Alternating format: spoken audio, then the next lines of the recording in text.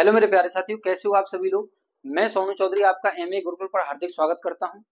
उम्मीद है कि आप सभी लोगों का पेपर अच्छा हुआ होगा। 23 अगस्त का जिन लोगों का पेपर था, मैंने आपको बताया था कि सीधे के सीधे क्वेश्चन हमारी क्लास में से आपको देखने के लिए मिलेंगे और उसका प्रमाण मैं आपको देने भी वाला हूँ। समय को न बर्बाद करते हुए मैं अपनी हिंदी का एनालिसिस करने के लिए जा रहा हूँ। जिसमें पहला क्वेश्चन आपके सामने है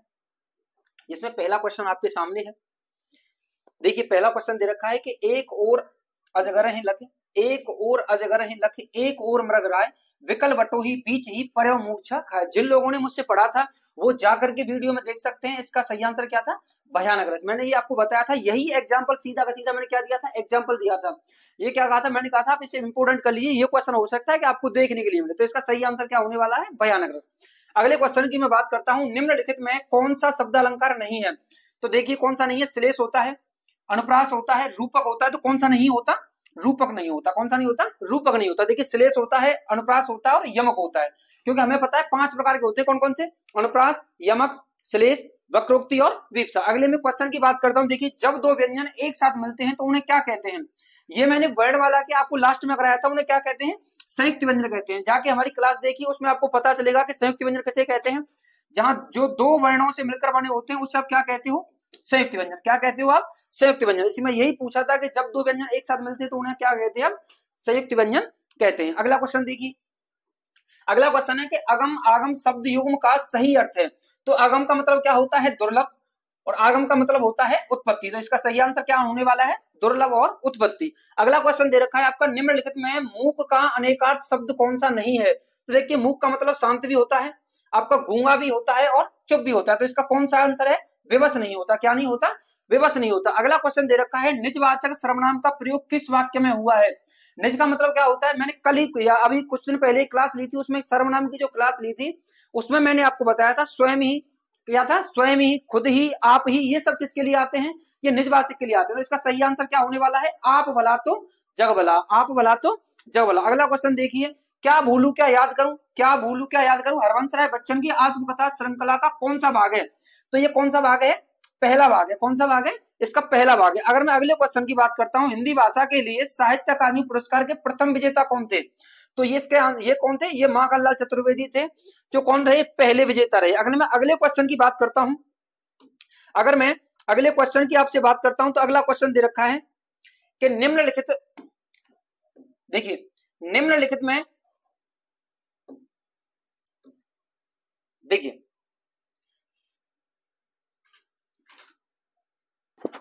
अगला क्वेश्चन दे रखा है आपका कि निम्नलिखित में वयोवृद्ध शब्द का सही संधि विच्छेद कौन सा है? तो इसका सही आंसर क्या होगा? वयधन वृद्ध। क्या होगा? वयधन वृद्ध। क्योंकि अगले क्वेश्चन की अगर मैं बात करता हूं कि 2019 का साहित्य अकादमी पुरस्कार किस रचना को दिया गया? तो 2019 का जो साहित्य पुरस्कार अकादमी है, जो किसको दिया गया? ये किसको दिया गया? रमेश कुंतल मेघ को दिया गया। किसको दिया गया? रमेश कुंतल। ये देखिए, आपको सीधा का सीधा हूबहू क्वेश्चन देखने के लिए मिला है। देश प्रेम में कौन सा समास है? तो कौन सा समास है? तत्पुरुष समास है। कौन सा समास है? तत्पुरुष समास है इसमें। अगर मैं बात करता हूं 69वें क्वेश्चन की, जुबान पर लगाम न होने का अर्थ क्या है? जुबान पर लगाम न होना का अर्थ क्या है? तो ये क्या है? अनावश्यक रूप से स्पष्टवादी होना। अनावश्यक रूप से क्या होना? स्पष्टवादी होना। अगला क्वेश्चन दे रखा है आपका कि निम्नलिखित में से कौन सा अमृत शब्द का पर्यायवाची शब्द नहीं है? तो देखिए, सोम होता है, अम्य होता है और सुधा होता है। कौन नहीं होता? क्षीर नहीं होता। क्योंकि क्षीर क्या होता है? क्षीर बोलते हैं हम किसको? खीर को। किसको बोलते हैं? खीर को। अगले क्वेश्चन की अगर मैं बात करता हूं, कौन सा वर्ण दंत्य नहीं है? कौन सा वर्ण दंत्य नहीं है? तो देखिए, द होता है, त होता है और ध होता है। तो कौन सा नहीं होता? ट नहीं होता। कौन सा वर्ग नहीं होता? ट वर्ग नहीं होता। ठीक है। अगर मैं बात करता हूं अगले क्वेश्चन की, मैंने आम खा लिया है वाक्य में प्रयुक्त काल है। काल हमें पता है कि काल का हम क्या है, इसमें कौन सा है? अभी क्या है? मैंने आम खा लिया है। तो ये कौन सा है? अभी आसन्न भूतकाल। कौन सा है इसका? आसन्न भूतकाल। अगर अगले क्वेश्चन की मैं बात करता हूं, देखिए अगला क्वेश्चन दे रखा है आपके सामने। देखिए अगला क्वेश्चन दे रखा है आपको। अगला क्वेश्चन क्या दे रखा है? किसी एक में ही आस्था रखने वाले वाक्यांश के लिए एक शब्द है। जो हमेशा एक में ही आस्था रखता है उसे क्या बोलते हैं आप? अनन्य बोलते हैं। जैसे बोलते हैं ना कि ये कैसा है कि अनन्य भक्त है। ये कैसा भक्त है? अनन्य भक्त है। अगला क्वेश्चन दे रखा है आपका, निम्नलिखित शब्दों में प्रयुक्त प्रत्यय किस विकल्प में ठीक ठीक प्रदर्शित किए गए हैं?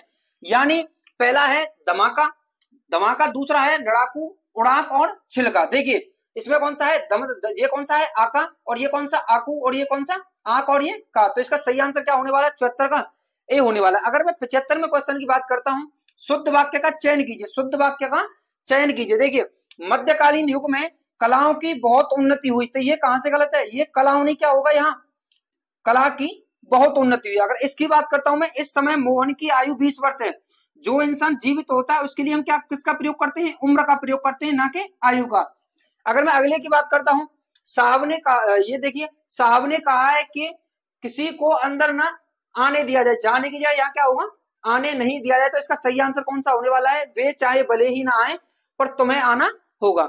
अगले क्वेश्चन की अगर मैं बात करता हूं, देखिए अगले क्वेश्चन की मैं बात करता हूं कि सदा एक वचन में प्रयुक्त होने वाले को चुनिए। देखिए ये कल ही हमारी क्लास हुई थी, जो हमने कल आपको बताया था, जितने भी एक वचन और बहुवचन हमने क्या लिखाए थे, आपको इंपोर्टेंट लिखाए थे, जिसमें आपको मैंने बार बार बताया था कि एक वचन कौन सा है, वर्षा और जनता। क्योंकि मैंने जैसे आपको बताया था जनता क्या है, आ गई, वर्षा क्या है, हो गई। लेकिन इसके बारे में बताया था प्राण क्या है, उड़ गए, बाल उड़ गए, होश उड़ गए, ये सब क्या थे, ये बहुवचन थे, ये सभी क्या थे, बहुवचन। जाके देखिए, मुझे ये भरोसा था कि मैंने आपसे कहा भी था कि आपको 2 नंबर इसमें से पक्के मिलने वाले हैं, और वही सामने आपको दिख गया। जैसे देखिए अगला क्वेश्चन देखिए, राजा शब्द के लिए पर्यायवाची शब्द चुनिए। तो राजा का पर्यायवाची शब्द क्या होगा, नरेंद्र। क्या होगा, नरेंद्र। अगले क्वेश्चन की अगर मैं बात करता हूं, निम्नलिखित में से वाक्यों के शुद्ध रूप का चयन कीजिए। तो देखिए भारत में अनेक जातियां हैं, तो इसका क्या है, भारत में अनेक जातियां, ये कैसा है, सही आंसर इसका, ये कैसा आंसर होने वाला है, सही आंसर है। क्योंकि अनेकों नहीं होता, क्योंकि अनेक अपने आप में क्या होता है, खुद ही क्या होता है, अनेक क्या होता है, अपने आप में बहुवचन होता है, क्योंकि एक से क्या बनता है, अनेक बनता है। अगले की अगर मैं बात करता हूं, विस्मयादक बोधक चिन्ह बताइए, विस्मयादक बोधक चिन्ह बताइए। तो इसका सही आंसर क्या होने वाला है, बी। ठीक है, इसको बोलते हो आप क्या, अल्पविराम। इसको क्या बोलते हो आप, अल्पविराम। इसको क्या बोलते हो आप, योजक। इस वाले चिन्ह को क्या बोलते हो आप, योजक। और इस वाले चिन्ह को आप क्या बोलते हो, विवरण। इस वाले चिन्ह को आप क्या बोलते हो, विवरण। ये चीज आप ध्यान रखिए कि इस शिफ्ट में आपको एक क्वेश्चन चिन्ह में से देखने के लिए मिला है, तो हम कोशिश ये करेंगे कि चिन्हों को हम एक बार क्या कर लें, रिवाइज कर लें, क्या कर लें, रिवाइज कर लें। अगले क्वेश्चन की अगर मैं बात करता हूं, 80वें क्वेश्चन की, किस वाक्य में अच्छा शब्द का प्रयोग विशेषण के रूप में हुआ है। यानी अच्छा का जो प्रयोग हुआ है वो किसके रूप में हुआ है, विशेषण के। तो देखिए अच्छा वह अभी आ जाए, तो इसका मतलब ये क्या है, गलत है। अच्छा तुम घर जाओ, ये भी गलत है। तुम अच्छा किया जो आ गए, ये भी गलत है। इसका सही आंसर क्या होने वाला है, क्योंकि ये किसकी विशेषता बता रहा है, यह स्थान बहुत अच्छा है। अच्छा किसकी विशेषता बता रहा है, स्थान की। और यहाँ बहुत किसकी बता रहा है, प्रविशेषण। बहुत क्या है यहाँ, प्रविशेषण। तो इसका सही आंसर क्या होने वाला है, डी होने वाला है। अगले क्वेश्चन की अगर मैं बात करता हूं, प्रेम सागर के रचनाकार हैं। प्रेम सागर के रचनाकार कौन है, इसके कौन है, लल्लूलाल। कौन है, लल्लूलाल। अगले क्वेश्चन की अगर मैं बात करता हूं आपसे, अगला क्वेश्चन देखिए, अगला क्वेश्चन दे रखा है, अनावर्त शब्द का समभिन्नार्थक क्या है। अनावर्त शब्द का समभिन्नार्थक क्या है, पृथ्वी, निरादर, न दोहराया हुआ, अयोग्य आचरण। तो इसका सही आंसर क्या होने वाला है, न दोहराया हुआ। उसको आप क्या बोलते हो, अनावर्त बोलते हो। क्या बोलते हो, अनावर्त। अगले क्वेश्चन की मैं बात करता हूं, निम्नलिखित में से कौन सा शब्द पुल्लिंग है। देखिए इनमें से पूछा है, उसने बताइए उसमें पुल्लिंग कौन है। तो देखिए क्षेत्र क्या है, पुल्लिंग है। रीति क्या है, स्त्रीलिंग। क्षमा क्या है, स्त्रीलिंग। घटना क्या है, स्त्रीलिंग। इसने पूछा है हमें किसके बारे में, पुल्लिंग के बारे में। तो इसका सही आंसर होने वाला क्या है, क्षेत्र। अगले की अगर मैं बात करता हूं, वही वह आई हो तो मेरी चिट्ठी उसे दे देना। इस वाक्य में कौन सा काल है। तो देखिए इसमें क्या है, मतलब उसे क्या है, संभावना है। क्या है, उसको संभावना के, अगर वो आई हो तो मेरी उसे क्या कर देना, चिट्ठी दे देना। इसका सही आंसर होने वाला है डी। अगर मैं 85 की बात करता हूं, असोच और असोच शब्द युग का सही विकल्प चुनिए। तो देखिए अमाने नहीं, सोच माने क्या है, अच्छा। देखिए इसका सही आंसर होने वाला है आपका क्या, बिना सोच के। और असोच का मतलब क्या होता है, अशुद्धि। तो इसका सही आंसर क्या होगा, सी होगा। 85 का क्या होगा, सी। अगर मैं 86वें क्वेश्चन की बात करता हूं, आग लगने पर कुआं खोदना। आग लगने पर कुआं खोदना लोकोक्ति का सही अर्थ क्या होगा।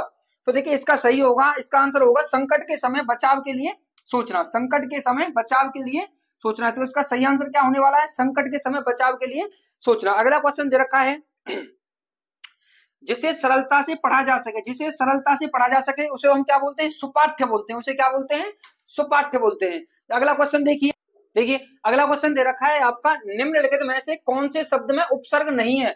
क्या नहीं है, उपसर्ग नहीं है। तो देखिए अगर मैं प्रभाव की बात करता हूं, तो प्र किससे बनकर बना है, प्रधन भाव। तो इसमें तो है। अगर मैं बात करता हूं अपवाद की, तो ये किससे बना है, अपवाद, अपधन वाद। पराजय की अगर मैं बात कर रहा हूं, पराधन जय। तो इसमें कौन से में नहीं है, ओढ़ना में नहीं है। क्योंकि ओढ़ना में क्या जुड़ा हुआ है, प्रत्यय जुड़ा हुआ है। ओढ़ में क्या जुड़ा है, ना। तो इसमें कौन से में उपसर्ग नहीं है, ओढ़ना में नहीं है। अगर मैं अगले की बात करता हूं कि समास का शाब्दिक अर्थ है, तो जाके देखिए, मैंने बार बार कहा था कि आपसे देखने के लिए मेरी वीडियो में से जरूर क्वेश्चन मिलेंगे आपको। देखिए समास का शाब्दिक अर्थ मैंने क्या बताया था आपको, संक्षिप्त होता है। क्या होता है आपको उसका, संक्षिप्त होता है। क्या होता है, संक्षिप्त होता है। आगे देखिए पैराग्राफ दे रखा है 90 से 94 के लिए गद्यांश।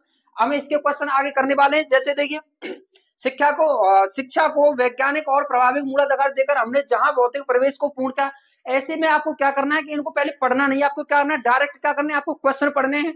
उसके बाद में इसमें आप क्या करोगे, आप आंसर ढूंढोगे। जैसे देखिए अगला क्वेश्चन,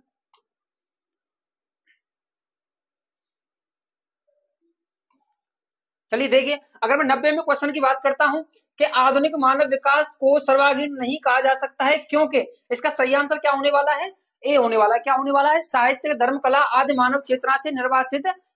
आप क्या करोगे, एक बार गद्यांश को पढ़ते हुए आओगे, मैं आपको डायरेक्ट आंसर बता दे रहा हूं कि इसका कौन सा सही और इसका कौन सा सही। अगर मैं 91 में क्वेश्चन की बात करता हूं, अणु विस्फोट को मानवतावादी की मर्यादा देना तभी संभव है जब व्यक्ति की क्या हो जाए, क्षुद्रता को राष्ट्र की क्षुद्रता बनने दिया जाए। क्या हो जाए, क्षुद्रता को राष्ट्र की क्षुद्रता न बनने दिया जाए। अगर मैं अगले क्वेश्चन की बात करता हूं 92 में क्वेश्चन की, आज का मानव अपने व्यक्तित्व और अस्तित्व के प्रति इसलिए शंकालु है क्योंकि मानव ईश्वर के प्रति क्या है, आस्थावान नहीं है। क्या नहीं है, आस्थावान नहीं है। अगले क्वेश्चन की मैं बात करता हूं, हमारी विज्ञानाधारित शिक्षा की सर्वाधिक महत्वपूर्ण देन है, कौन है, महत्वपूर्ण देन क्या है। अगर मैं इसकी बात करता हूं तो इसका है जीवन का एकांकी विकास, जीवन का एकांकी विकास। इसका सही आंसर होने वाला है 93 का ए।